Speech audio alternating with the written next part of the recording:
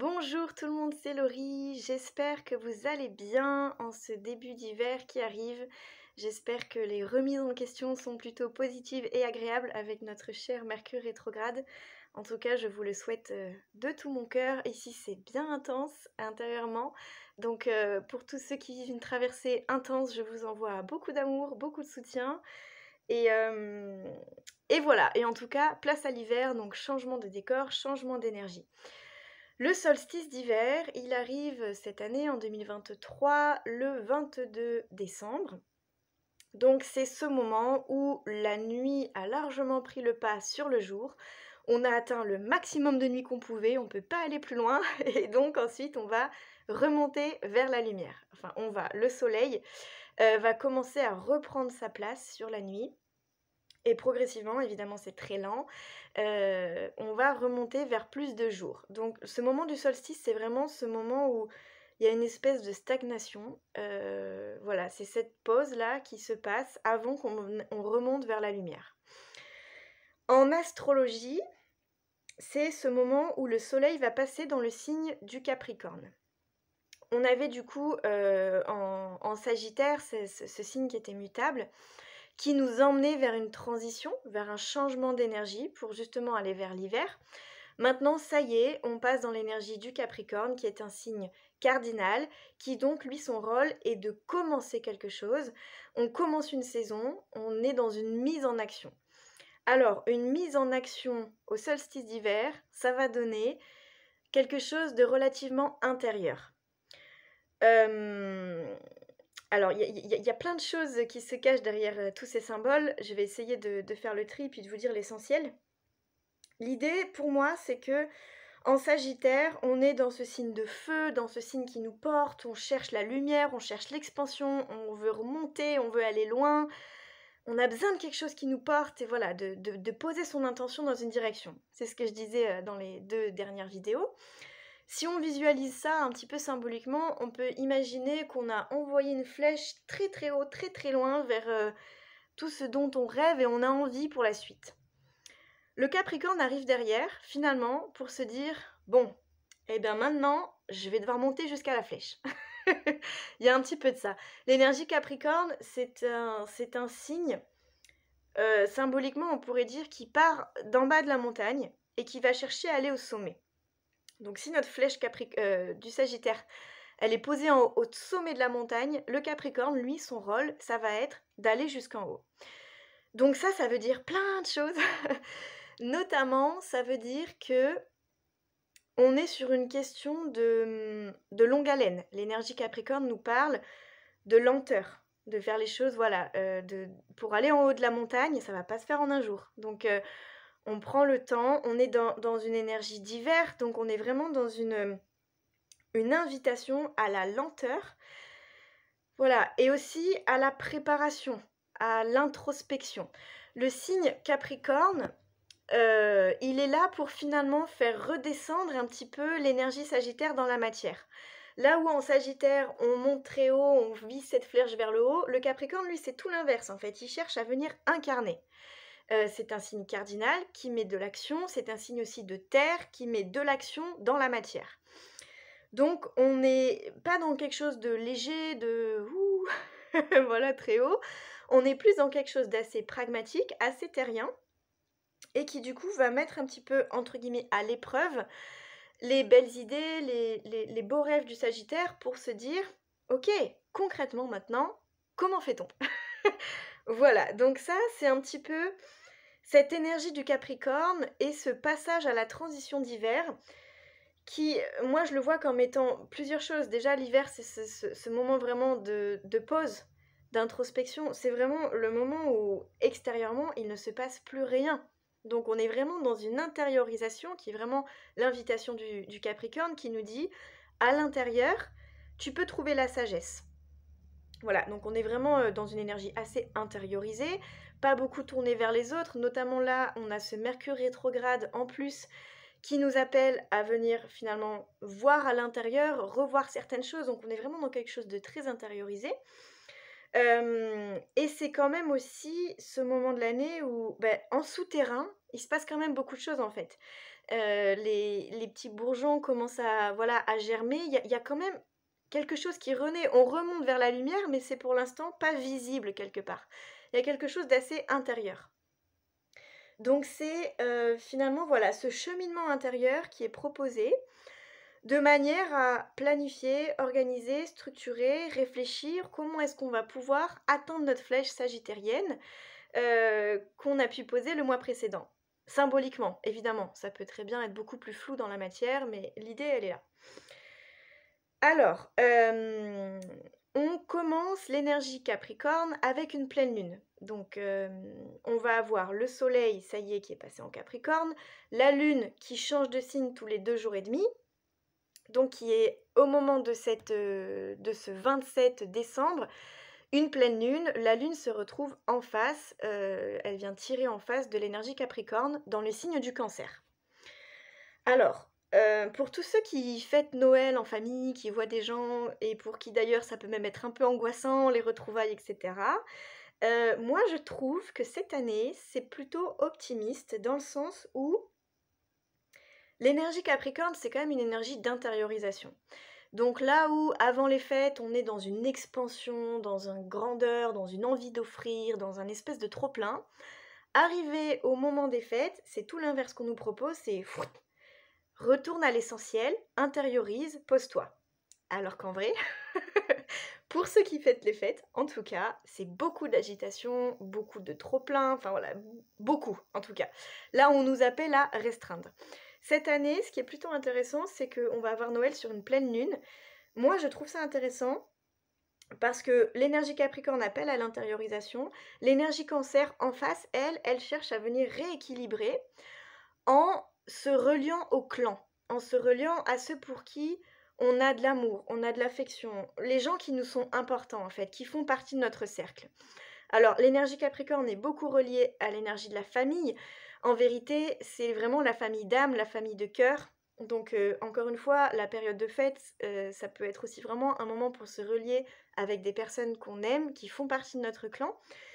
Et donc, cette année, il y a vraiment quand même, le 27 décembre, c'est juste après les fêtes. Ça veut dire qu'on sera déjà dans les énergies de la pleine lune au moment des fêtes. Donc, il y a vraiment la possibilité d'avoir une envie de prendre soin des autres, de coucouner, d'être vraiment dans cette relation en fait de familiale, cocooning en fait, voilà, vraiment ça. L'énergie vraiment Cancer, elle est là pour prendre soin de ses besoins et prendre soin des besoins des autres. Pour se retrouver vraiment dans un petit cocon protecteur qui va nourrir, qui va faire du bien au cœur. Donc ça peut être plutôt chouette, même pour tous ceux qui fêtent pas Noël, soit qui sont seuls, soit qui sont en tout petit comité. L'idée, c'est une pleine lune qui nous appelle vraiment à prendre soin, en fait. Prendre soin de ses besoins, accueillir ce moment de, voilà, de cocooning, que ce soit pour soi-même ou pour les autres qui nous entourent, mais il y a vraiment ce côté-là du prendre soin, en tout cas. Donc ça, c'est à mon sens le gros de cette pleine lune. C'est une pleine lune qui peut, alors évidemment ça va vraiment dépendre de tout le monde, on est tous différents et on traverse tous des choses différentes par rapport à notre thème. C'est une pleine lune qui nous invite quand même à une évolution, à quelque chose d'assez positif dans l'évolution, voilà, de notre compréhension de soi, de notre relation aux autres, de tout ça. Il y a quand même quelque chose qui nous pousse à évoluer pour trouver un apaisement dans les relations à soi, relations aux autres.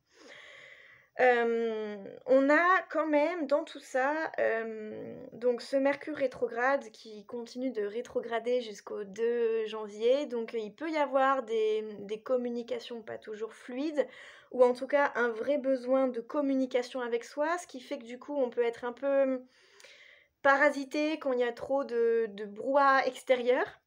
Donc ça va peut-être être un petit peu le défi de cette pleine lune. Qu'est-ce que je voulais vous dire par rapport à ça? D'autant plus, voilà, c'est ça que je voulais vous dire, que Mercure, là, il s'entend pas hyper bien avec Neptune jusqu'à mi-janvier. Et Neptune, c'est vraiment cette planète qui dissout tout, qui emmène une vastitude, une connexion à plus grand, donc les pensées qui sont connectées à quelque chose de plus grand, de plus élevé, mais qui peut aussi nous perdre en fait. On se perd dans les pensées, il y a une espèce de flou, voilà, mental en tout cas, qui peut amener une espèce d'énorme sensibilité à toutes les informations qu'on va recevoir, toutes les interactions qui vont se passer et qui vont faire qu'en fait on est un peu wow, c'est trop en fait, j'ai besoin de couper, j'ai besoin d'une pause. Donc voilà, si ça se présente, voilà comment je peux prendre soin justement de mes besoins à ce moment-là avec cette pleine lune en cancer.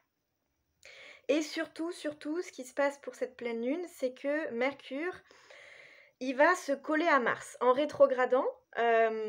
Du coup, il va venir rencontrer Mars. Ils vont se coller tous les deux. Et Mercure qui rétrograde, alors Mercure et Mars ensemble, ça va donner une pensée qui est mise en action. Une pensée une pensée Mercure, pardon, qui est mise en action par Mars. Donc je pense, j'agis. J'ai une super idée, je la mets en place.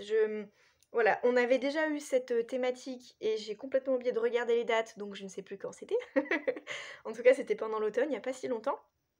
Là, ce qui est assez intéressant, c'est que du coup, on a la même chose. Mercure et Mars sont collés, la pensée et l'action s'allient ensemble, à la différence près que Mercure est rétrograde. Donc il y a une remise en question dans les actions, ce qui nous motive, comment on va utiliser notre énergie, comment est-ce qu'on va...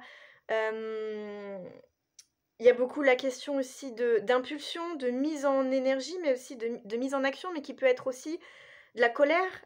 Cette impulsivité, comment est-ce qu'elle se traduit? Qu'est-ce qu'elle vient dire en fait de... Pardon, je me perds. Je reviens. Qu'est-ce que mes actions ou qu'est-ce que mes pensées vont venir me faire comprendre et qu'est-ce qu'elles viennent dire de moi et qu'est-ce que j'ai besoin de réajuster, de revoir.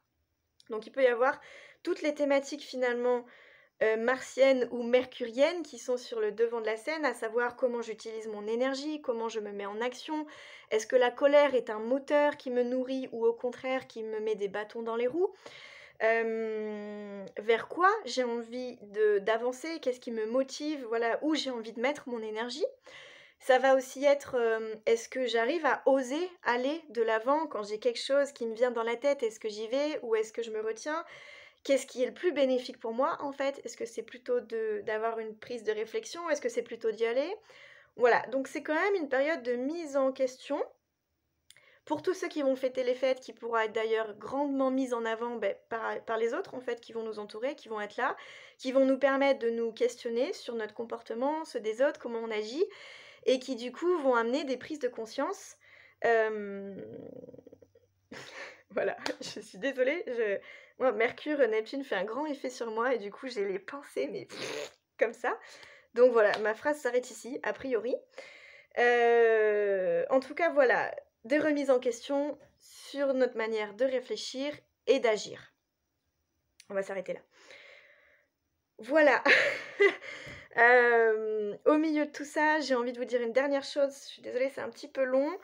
On a Vénus qui est quand même très aspectée dans ce ciel. Aspectée, ça veut dire qu'elle reçoit beaucoup d'énergie des autres planètes, des planètes collectives. Donc il y a aussi un travail avec Vénus, avec nos relations intimes qui est bien présent. En plus, Vénus est en Scorpion, j'en ai déjà parlé jusqu'à la fin du mois de décembre. Donc on a une espèce d'épuration de schéma affectif qui s'opère. Et cette Vénus, voilà, elle dit beaucoup de choses, mais notamment après cette pleine lune, elle va être plutôt en point de tension avec Saturne. Donc il y a vraiment une espèce de nouvelle étape. Ces planètes personnelles, comme je l'avais dit il n'y a pas si longtemps, comme Vénus, elles passent des étapes tout au long de l'année. C'est une question d'évolution dans l'année qui se crée. Et donc là, elle va rencontrer Saturne et pas trop bien s'entendre avec lui, ce qui veut dire que c'est un moment, Saturne, c'est aussi le bilan, l'introspection, c'est la planète du Capricorne, qui appelle vraiment à une remise en question et à un moment de bilan et d'introspection. Donc relationnellement, il y a quelque chose qui se transforme, qui s'épure et qui demande à un bilan, une pause, de se poser, de se dire où je vais, qu'est-ce que j'ai à revoir, vers quoi ensuite je vais pour la suite, qu'est-ce qui a besoin d'être réajusté. Voilà, moi je vois ça comme une espèce de libération contrôlée, parce que en ce moment, elle est aussi en contact avec Uranus qui cherche la libération. Voilà, donc il y a une espèce de bilan à faire sur les relations intimes. Qu'est-ce qui a besoin de changer? Où est-ce que je vais après? Qu'est-ce qui est important? Où je mets l'accent? Qu'est-ce que j'en fais? Voilà, moi je trouve que c'est une pleine lune très intéressante, il se passe quand même pas mal de choses.